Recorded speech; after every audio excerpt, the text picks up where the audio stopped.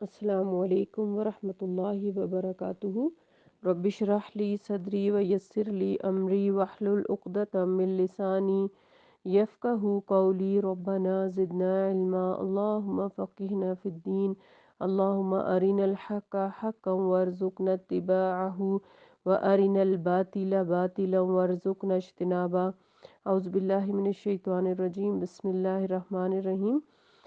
ہم آیت نمبر 213 تک سورہ البقرہ پڑھ چکے۔ ہم نے کل کی آیات میں پڑھا تھا کہ بنی اسرائیل سے پوچھ لو کہ ہم نے ان کو کتنی روشن نشانیاں عطا کیں، یعنی موسیٰ علیہ السلام کے معجزات، عصائے موسیٰ، ید بیضا اور دیگر نشانیاں مراد ہیں، اور جو اللہ کی نعمت ملنے کے بعد اسے بدل ڈالے تو اللہ تعالیٰ سخت عذاب دینے والا ہے۔ یعنی بنی اسرائیل کو اللہ تعالیٰ نے بے شمار احسانات اور انعامات سے نوازا، لیکن انہوں نے اس کی کوئی قدر نہیں کی، اور اس کے علاوہ بھی بہت انعامات ان پر کیے گئے، جیسے من و سلوہ، چشموں کا جاری ہونا، ان کے اندر بادشاہت، ملوکیت یا ان کو اقتدار دینا، لیکن انہوں نے اس چیز کی کوئی قدر نہیں کی۔ زُيِّنَ لِلَّذِينَ كَفَرُوا الْحَيَاةُ الدُّنْيَا وَيَسْخَرُونَ مِنَ الَّذِينَ آمَنُوا۔ کافروں کے لیے دنیا کی زندگی کو خوشنما بنا دیا گیا اور وہ ایمان والوں سے تمسخر کرتے ہیں، لیکن متقی قیامت کے روز ان سے اوپر ہوں گے۔ اللہ جس کو چاہتا ہے بے حساب رزق دیتا ہے۔ پھر فرمایا لوگ ایک ہی امت تھے، پھر اللہ تعالیٰ نے انبیاء کو خوشخبری سنانے اور ڈرانے والا بنا کر بھیجا، لیکن یعنی تمام امتیں توحید پر پیدا کی گئی تھی، اور ان کے ساتھ کتابیں برحق نازل فرمائی تاکہ وہ لوگوں کے درمیان ان امور کا فیصلہ کریں جن میں انہوں نے باہم اختلاف کیا، جن کو کتاب دی گئی تھی۔ انہوں نے واضح دلائل آ جانے کے بعد بھی آپس میں ضد کی وجہ سے اس میں اختلاف کیا، لہٰذا اللہ نے ایمان والوں کو ان کے اختلافی معاملات میں اپنے اذن سے حق کے مطابق ہدایت فرمائی، اور اللہ جس کو چاہتا ہے سیدھی راہ دکھاتا ہے۔ یعنی اس آیت میں یہ کہا جا رہا ہے کہ اللہ تعالیٰ نے انسانوں کو بھیج کر ان کے ساتھ ہدایت کا بندوبست بھی کیا اور علم عطا کیا، لیکن اختلاف لا علمی کی وجہ سے نہیں ہوا، علم آنے کے بعد ہوا، آپس کی ضد اور انا کی وجہ سے۔ آج کی آیات 214 سے شروع ہو رہی ہیں۔ ام حسبتم ان تدخلوا الجنۃ ولما یأتکم مثل الذین خلو من قبلکم مستهم البأساء والضراء وزلزلوا حتى يقول الرسول والذین آمنوا معه متى نصر اللہ الا ان نصر اللہ قریب۔ کیا تم نے یہ گمان کر لیا کہ تم جنت میں چلے جاؤ گے، حالانکہ ابھی تم پر وہ آزمائشی حالات تو آئے ہی نہیں جو تم سے پہلے لوگوں پر آئے تھے۔ وہ سختیوں اور مصائب سے دوچار ہوئے اور ان کو ہلا کر رکھ دیا گیا، یہاں تک کہ رسول اور ان کے ایماندار ساتھی پکار اٹھے کہ اللہ کی مدد کب آئے گی، سنو اللہ کی مدد بس قریب ہی ہے۔ تو یہاں پر بتایا جا رہا ہے کہ مومنوں پر زور دیا جا رہا ہے کہ وہ آزمائشوں میں ثابت قدم رہیں اور صبر کا دامن کبھی نہ چھوڑیں۔ ان کو آگاہ کیا گیا کہ وہ ضرور آزمائشوں میں ڈالے جائیں گے تاکہ کھرے اور کھوٹے، مخلص اور منافق کی پہچان ہو جائے اور ان کو چھانٹ دیا جائے۔ چنانچہ مکی دور میں ایمان والوں کو شدید آزمائشوں سے دوچار کیا گیا۔ آل یاسر پر تو زور و ستم کے پہاڑ توڑے گئے، لیکن مومنوں کو کسی انتقامی کارروائی کی اجازت نہ تھی، جیسے کہ ہم پہلے بھی ذکر کر چکے۔ اس لیے اجازت نہیں تھی کہ اسلام ابھی نیا نیا روشناس کروایا گیا تھا، اور مکہ والے جو مسلمان تھے وہ تعداد میں بہت کم تھے، ان کے پاس کوئی اسلحہ، کوئی مادی قوت بھی نہیں تھی، جس کی وجہ سے انہیں کسی انتقامی کارروائی کی اجازت نہیں تھی، بلکہ ان کو مصائب اور مشکلات پر صبر اور ثابت قدمی ہی کی تلقین کی جاتی رہی۔ چنانچہ خباب بن ارت رضی اللہ عنہ سے روایت ہے کہ رسول اللہ صلی اللہ علیہ وسلم کعبہ کے سائے میں چادر کا تکیہ بنائے بیٹھے تھے کہ ہم نے شکایت کی کہ کیا آپ صلی اللہ علیہ وسلم ہمارے لیے اللہ سے مدد طلب نہ کریں گے، ہمارے لیے دعا نہ فرمائیں گے؟ آپ صلی اللہ علیہ وسلم نے فرمایا کہ تم سے پہلے جو لوگ تھے انہیں زمین میں گڑھا کھود کر کھڑا کیا جاتا اور آرے سے دو ٹکڑے کر دیا جاتا، کسی کے جسم پر لوہے کی کنگھی پھیری جاتی اور کھال کو گوشت سے اور گوشت کو ہڈی سے جدا کر دیا جاتا، لیکن یہ زور و ستم ان کو دین سے نہ روک پاتا۔ اللہ کی قسم یہ کام مکمل ہو کر رہے گا، یہاں تک کہ ایک سوار سنا سے حضر موت تک کا جائے گا اور اس کو اللہ کے سوا کسی کا خوف نہ ہوگا، اور بکریوں کے ریوڑ کو بھیڑیے کے سوا کسی کا ڈر نہ ہوگا، لیکن تم عجلت سے کام لے رہے ہو۔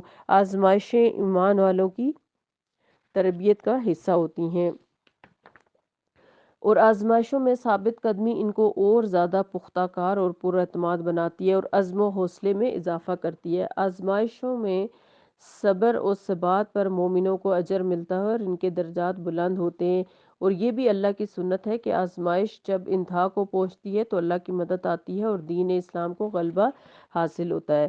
تو ہر شخص جو ہے اپنے ایمان کے مطابق آزمایا جاتا ہے، جتنا ایمان مضبوط ہوگا اتنی آزمائش آئے گی، کیونکہ وہ جنت کا خریدار ہوتا ہے، اس لیے اس کو جنت کی قیمت دینا ہوتی ہے۔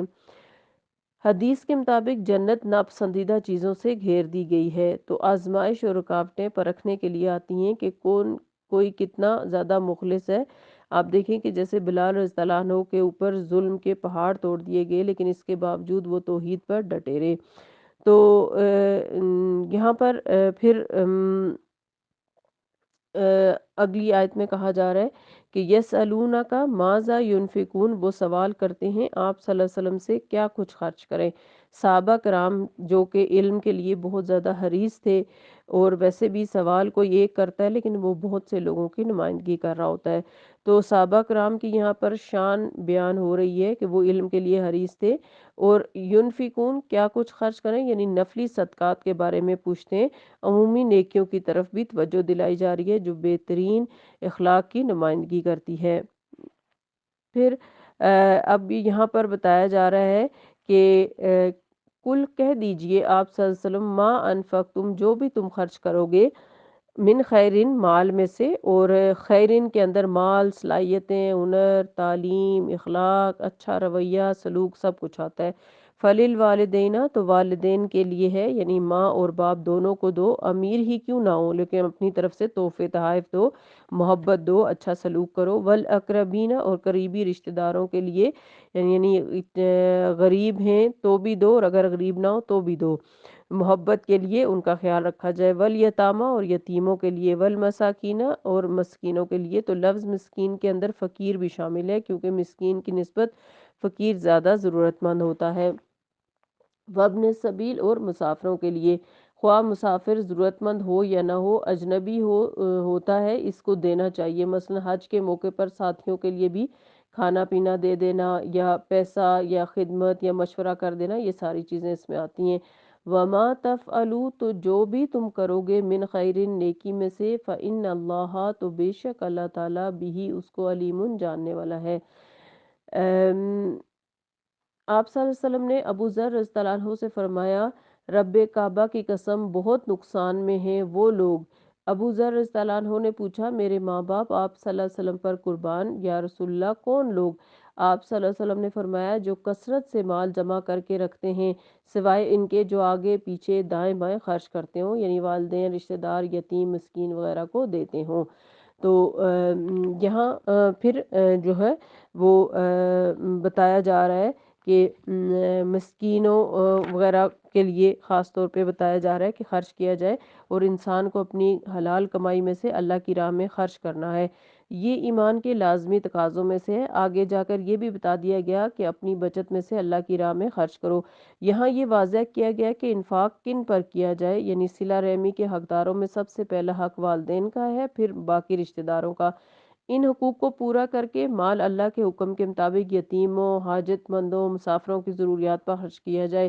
مساکین یا حاجت مند صحیح معنوں میں وہی ہیں جو اپنی معاش کے لیے محنت تو کرتے ہیں لیکن ان کی کمائی سے ان کی ضروریات پوری نہیں ہوتی، اور ان کی غیرت انہیں کسی سے سوال کرنے میں کی بھی اجازت نہیں دیتی۔ یہ بات بھی قابل ذکر ہے کہ اپنی خواہشات کے مطابق مال کو صرف اپنے اور اہل و عیال کے اوپر خرچ کر لینا بشری کمزوری ہے، اور اس میں بسا اوقات اسراف کا بھی کافی امکان ہوتا ہے جو کہ ایک شیطانی عمل ہے۔ اس کے برعکس اس کو اللہ کا دیا ہوا مال سمجھتے ہوئے اس کی مرضی اور منشا کے مطابق خرچ کرنا عین عبادت ہے اور باعث اجر ہے۔ پھر اگلی آیت میں فرمایا گیا، کتب علیکم القتال وہو کرہ لکم وعسى ان تکرہوا شیئا وہو خیر لکم وعسى ان تحبوا شیئا وہو شر لکم واللہ یعلم وانتم لا تعلمون۔ تم پر قتال یعنی جنگ کرنا فرض کیا گیا ہے اور وہ تمہیں ناگوار ہے، اور ممکن ہے کہ جو چیز تمہیں ناپسند ہو وہی تمہارے لیے بہتر ہو، اور جو چیز تم پسند کرتے ہو وہ تمہارے لیے بری ہو۔ اللہ جانتا ہے اور تم نہیں جانتے۔ تو یہاں پہ بھی قتال کا حکم دیا جا رہا ہے، اور قتال جو ہے لڑائی یعنی جنگ کرنا یہ کچھ شرائط کے ساتھ فرض ہے، یعنی حقیقی ضرورت ہو نمبر 1، نمبر 2 مکمل تیاری ہو یعنی قدرت ہو، بغیر تیاری کے تو جہاد نہیں کیا جا سکتا، اس سے تو الٹا نقصان ہوگا، اور نمبر 3 امام المسلمین کی نگرانی میں ہو یعنی حکومت کی نگرانی میں ہو۔ تو مکہ کے جو مسلمان تھے جہاد کی خواہش کرتے لیکن اجازت نہیں ملتی تھی، اب مدینہ میں اجازت دی گئی تو ان کو وہ جلدی لگ رہا تھا کہ یہ شاید ابھی ہمیں اس میں تھوڑا سا اور تاخیر ہونی چاہیے۔ تو قتال کے حوالے سے خاص طور پر یہ آیت آئی ہے جس میں ہمیں بتایا جا رہا ہے کہ قتال کی فرضیت کے ساتھ ہی اس کی اہمیت کا احساس دلایا جا رہا ہے۔ دراصل ہجرت کے بعد کچھ منافقانہ ذہن رکھنے والے بھی ایمان والوں کی صفوں میں شامل ہو گئے تھے۔